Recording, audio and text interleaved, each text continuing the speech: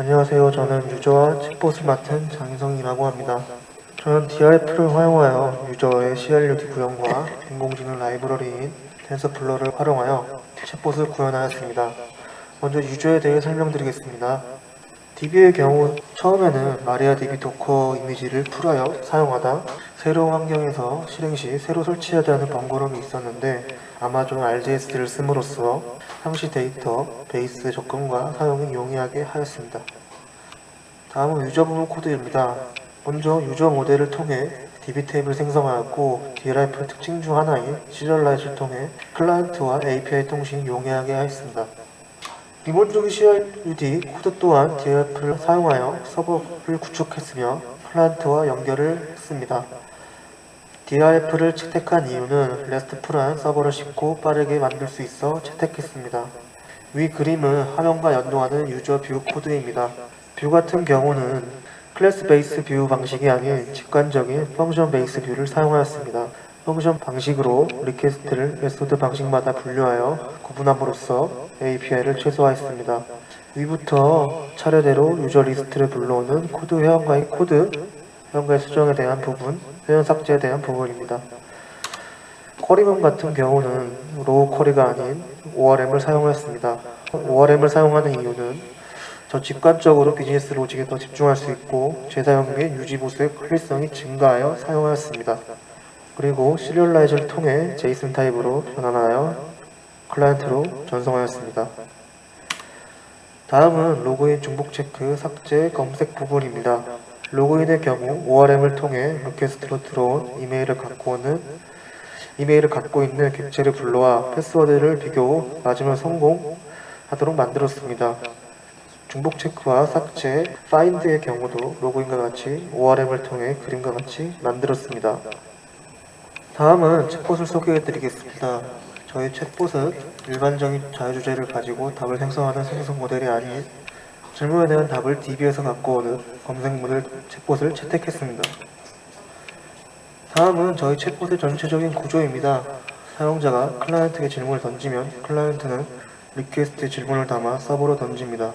서버는 리퀘스트로 들어온 질문을 전처리와 특징 추출, 그리고 우도 분류를 통해 나온 우도를 가지고 DB 및 다른 API 서버로 해당 데이터를 요청하여 갖고 온 결과값을 다시 사용자한테 보여주는 구조입니다.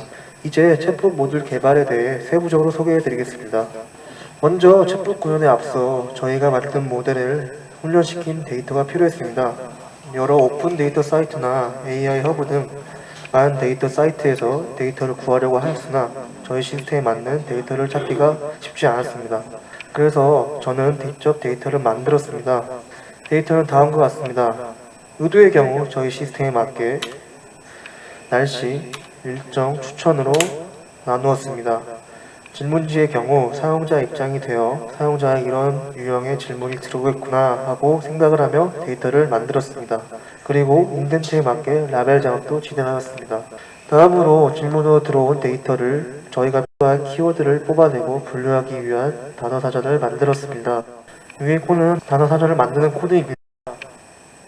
코퍼스 데이터는 제가 만든 질문지 데이터를 사용하였고 말봉지 데이터에서 키워드만 추천하여 사전 리스트를 생성하였습니다. 그리고 사전 리스트에 등록되지 않는 문자는 사용자 단어 사전을 통해 직접 명사나 형용사 등 형태소를 지정하여 추가해 주었습니다. 그럼 이렇게 만든 단어 사전과 사용자 단어 사전을 가지고 전처리 모듈을 만들어 봤습니다.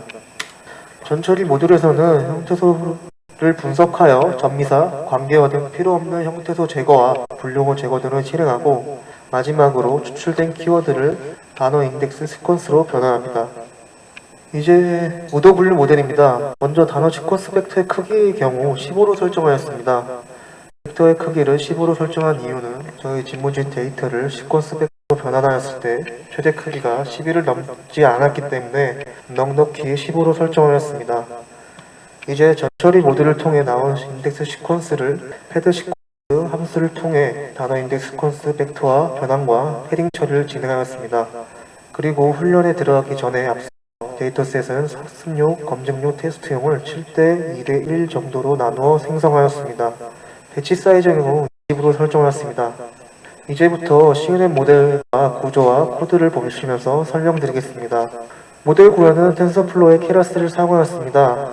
CNN 모델 특징으로는 세 가지를 뽑을 수 있습니다. 컨볼루션 레이어, 풀링 레이어, 클래시피케이션 레이어 이렇게 세 가지입니다. 각 계층에 대한 설명과 같이 코드를 보여드리겠습니다.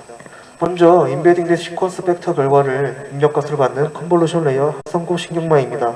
컨볼루션 레이어란 여기 보이는 화면과 같이 합성곱 연산을 수행하는 계층입니다. 이 그림에서는 2차원의 입력 데이터를 받아 N개의 필터로 슬라이딩하면서 합성곱 연산을 수행하여 처리 결과인 피처맵을 출력합니다. 저희의 경우 입력 데이터가 1차원 데이터인 문자를 받기 때문에 1차원 컨볼루션 레이어를 사용하였습니다. 그림을 보시면 설명하겠습니다. 다음과 같은 문장이 질문으로 들어오면 전처리와 인베딩 레이어를 거치게 되면 각 단어가 행렬로 변화, 즉 인베딩 팩터가 된 상태로 변환됩니다. 행렬의 모습은 다음과 같습니다. N은 문장의 길이, K는 인베딩 팩터의 차원 크기가 적용됩니다. 2차원 컨볼루션 레이어의 경우 여기 보이는 그림과 같이 필터를 통해 피처맵을 도출합니다.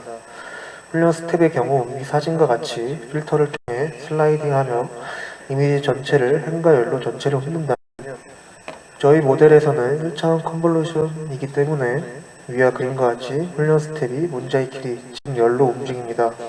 필터의 경우 합성고 연산과 자연어 처리 관점에서는 커널의 크기에 따라서 참고하는 단어의 묶음의 크기가 달라지기 때문에 그래서 저희 모델에서는 커널의 크기를 3, 4, 5로 설정하였습니다.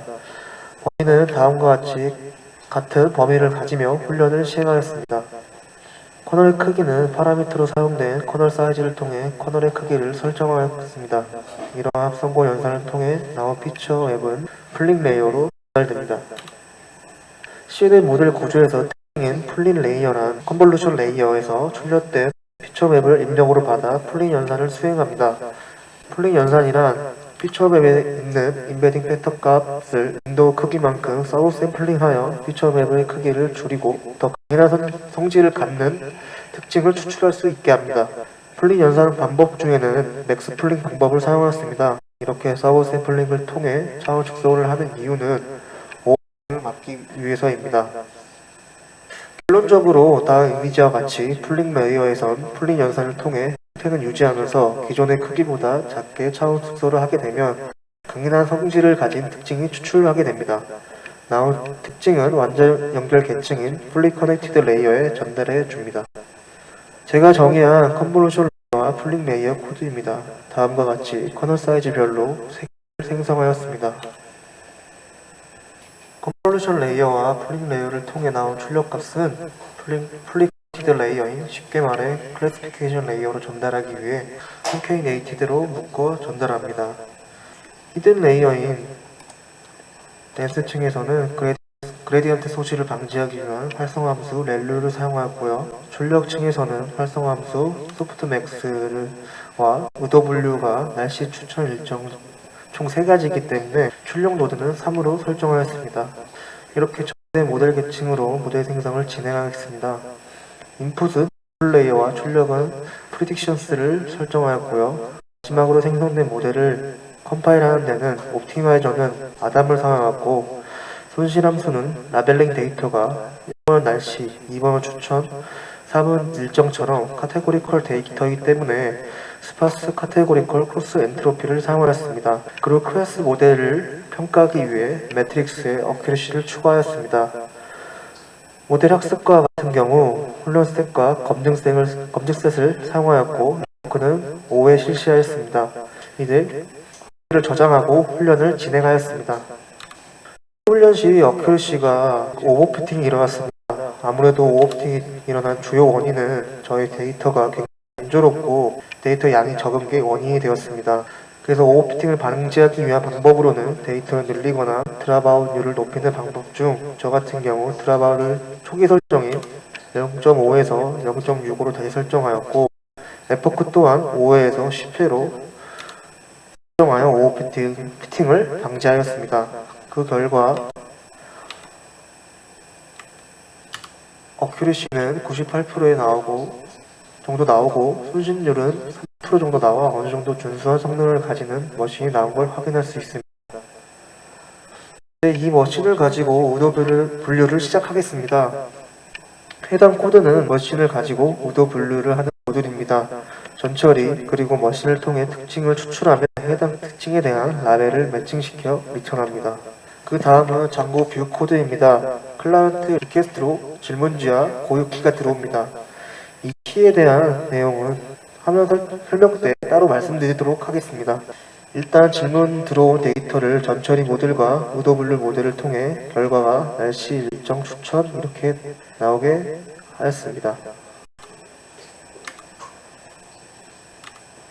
위의 코드에서 질문의 의도가 날씨 일정 추천일 때 답을 찾아올 수 있도록 분류하였습니다. 답을 갖고 오는 모듈은 다음과 같습니다. 날씨의 경우 저희 팀의 날씨 API를 사용하였고요. 일정과 추천 부분은 원래라면 저희 팀원의 API를 호출하여 갖고 와야 하지만 챗봇의 속도가 현저히 떨어졌고 저희 팀원의 서버를 상시로 켜야 하는 갖고 올 수 있기 때문에 일정과 추천 데이터는 제 프로젝트에 로컬로 저장 후 사용하였습니다.